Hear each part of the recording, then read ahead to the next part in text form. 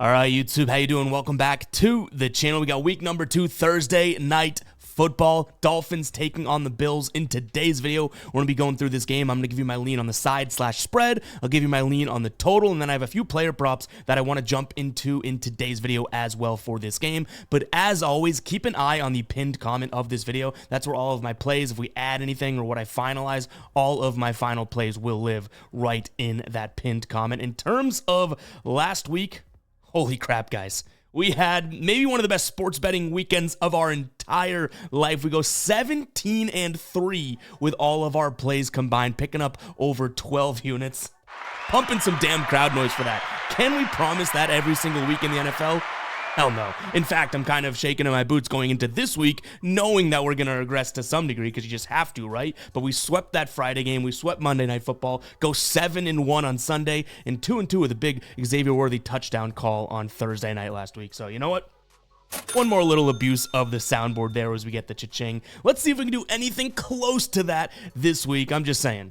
I'm too average of a sports bettor out here to be pulling out a 17-3 week every single week. But guys, before we do jump into this game, I want to let you know that we're doing a giveaway over on my Instagram. It's really, really simple. All you have to do is follow me on Instagram at evpicks, and then just DM me any emoji to enter. What we're doing for every follower I gain between now and Monday Night Football game, I'm going to be putting 25 cents to a same game parlay. If that parlay cashes, we're going to be giving away some of the winnings, if not all of the winnings, to multiple people. So it's not just one person getting the winnings. I'm going to be handing out winnings like I'm Oprah, like I've said. So go ahead over there and follow me at evpicks, picks with a Z. Right now, I think we're already up to nearly like 26 bucks in that parlay pot. So yeah, go ahead and follow me over there. But let's jump into this game. Hit that like button, hit that subscribe button, and let's hope we can do anything remotely close to last week. But you know what?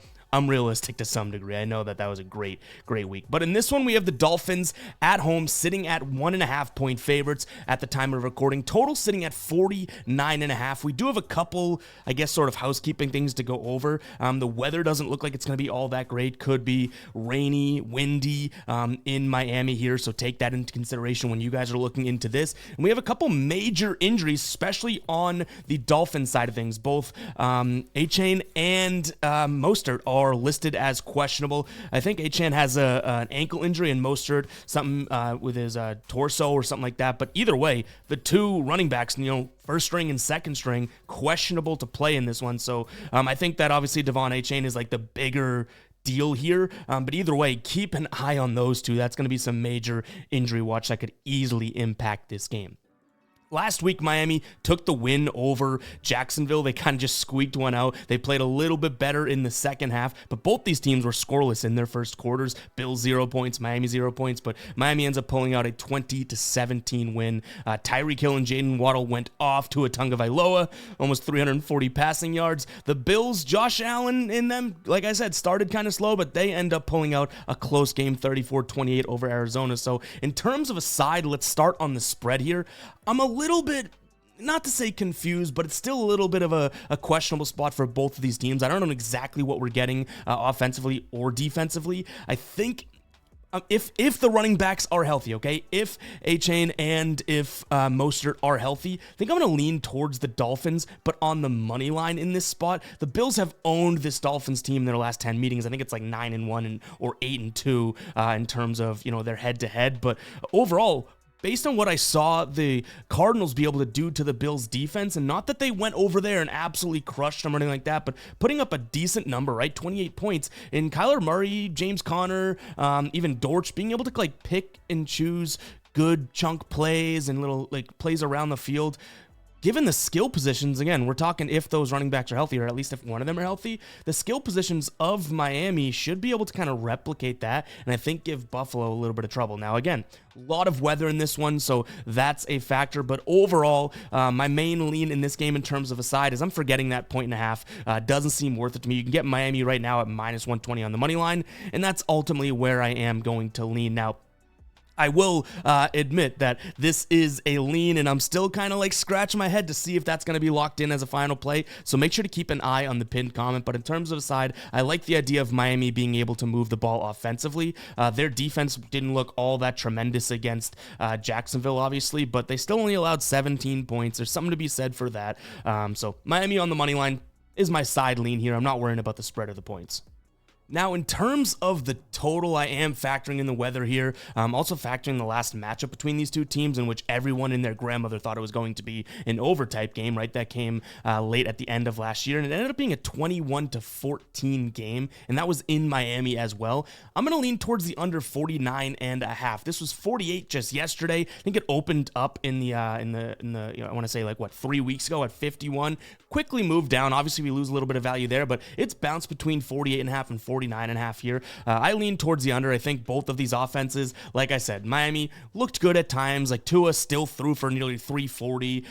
Josh Allen had his way on the ground. Both running backs for Miami looked okay. Obviously, James Cook got like 19 carries, right? Like both these offenses are good, but I still feel like there's a little something missing from both. And the defenses, on the other hand, aren't all that terrible. I know I said that Arizona had their way with Buffalo and whatnot, but they got off to a hot start, right? They only scored 11 second half points in that game. So the Bills kind of figured something out. And you could say the same thing about Miami. There was 0 second half points for Jacksonville. So if those defenses figured anything out, this is a very, very high total for a spot in which I feel like the public's going to love the over because it's two flashy teams, and throw in the weather factor, and then hell, throw in the fact that we could see some injuries on the Dolphins side of things, as well as the Bills. I think their third string or second string running back's a little banged up too, right? Johnson, I think he's expected to play. But overall, I like the under in this spot. A lot of these prime times, heavy hitter type games feel like they've been going over. I mean, if you look at the games across the league, quarterbacks did not play all that well. These are two of the most premier quarterbacks in the league. I don't think that they're going to come out there and absolutely light it up, which will lead us into a couple of our player props that we'll talk about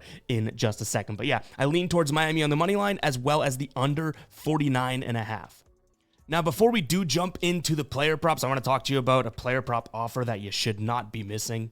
Right now, Sleeper has multiple free squares over on their app, led by this Tua 0.5 passing yards line. But you also have a Purdy line, you have a Milroe line for college, and then they have a baseball and WNBA free square for new users right now. If you don't know what Sleeper is, it's a really cool DFS player prop app. You just put 2 or more players into a slip, pick more or less on their projections. The more you win, the more you get paid out. They're also going to match your first deposit 100%, so it's an absolute no-brainer, free money over there. But yeah, go take advantage of it. You're going to get 5 free squares, and they've been discounting tons of players for these primetime games and multiple games on Sunday. So go ahead and check it out. If you're not checked out Sleeper yet, now is the time to do so. What I love about them is that each and every entry you put into your slip has its own dynamic payout multiplier. They don't just follow a fixed payout structure like all the other apps out there. 2 for 2 is 3x and that type of thing. Sleeper, every pick you throw in can impact the odds and the payout of that slip. You can win up to 100 times over there. So go ahead and check it out. That link is in the pinned comment. It's also in the description, but the pinned comment's probably the easiest way to do it. It's going to trigger the 100% deposit match,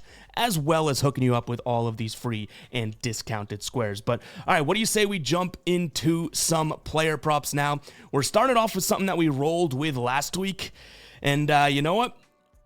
We're rolling with it again, even though it was an L last week. I like James Cook to score a touchdown here. Now, it's plus 150 on FanDuel. This is actually one that I already locked in myself, so I know I say everything I'm talking about in this video are leans, and keep an eye on the pinned comment, but FYI, I feel like we may not be getting better value than plus 150 on FanDuel.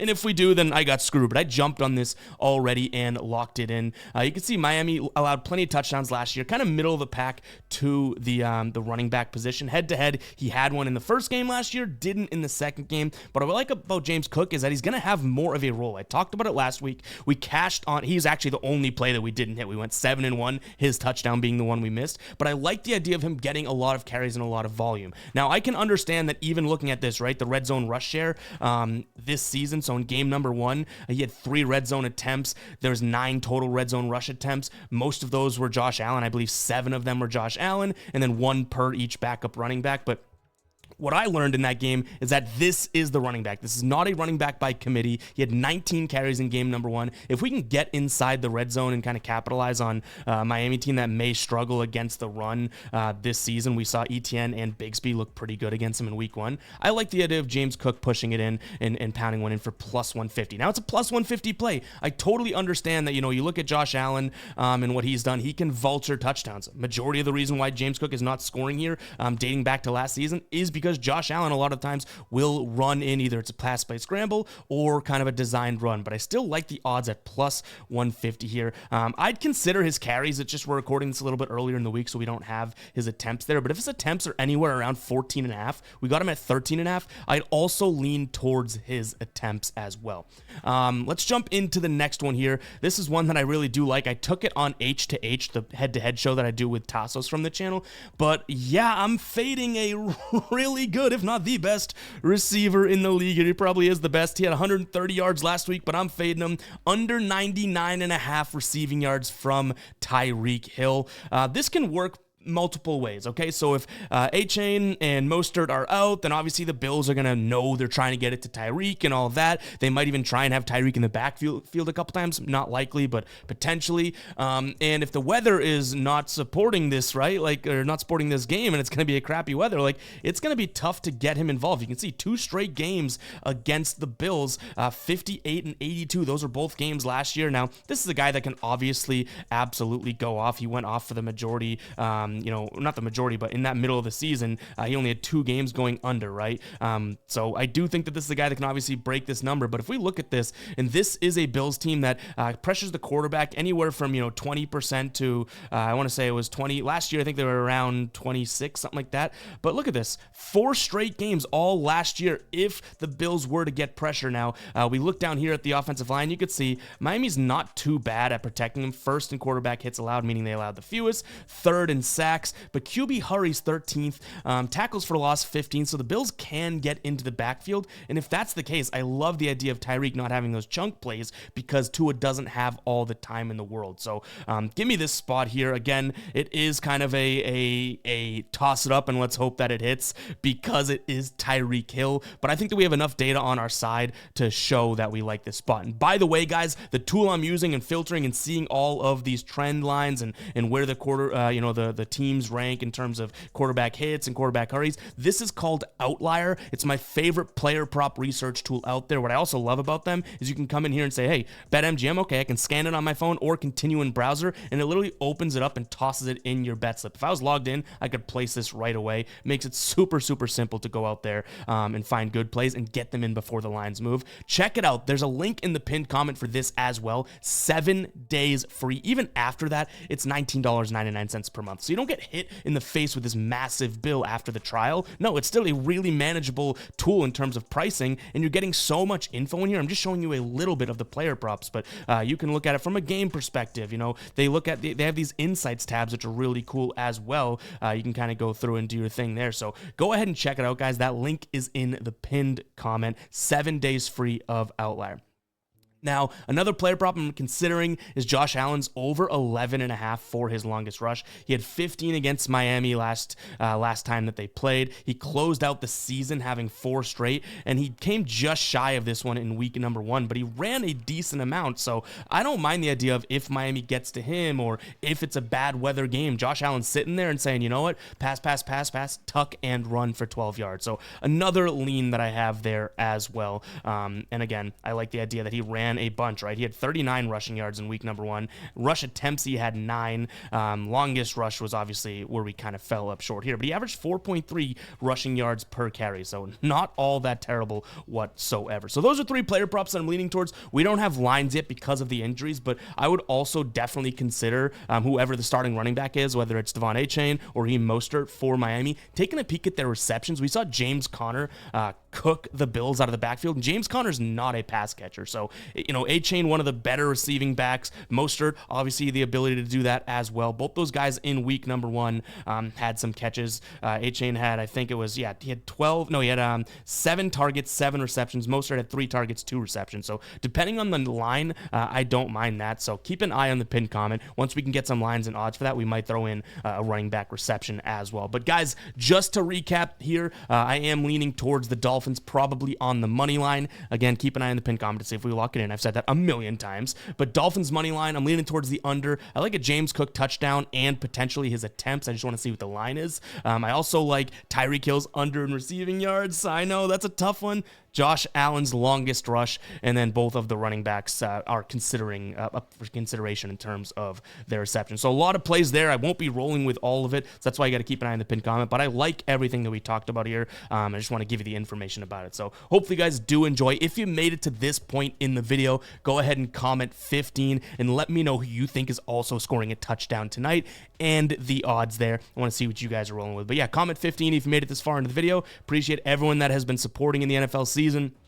Again, I know we're not going to have a 17-3 week, but let's keep it green. You know what I mean? We have a little bit of a safety net after week number 1. Who's to say we can't go out there and make some profit again? I'm not saying it. You better not be saying that, or you'd be a guppy. But if you're a real one, you are supporting too, and I know we've gotten a lot of support as of late. So I'll catch you guys in the next one, all right? Peace out.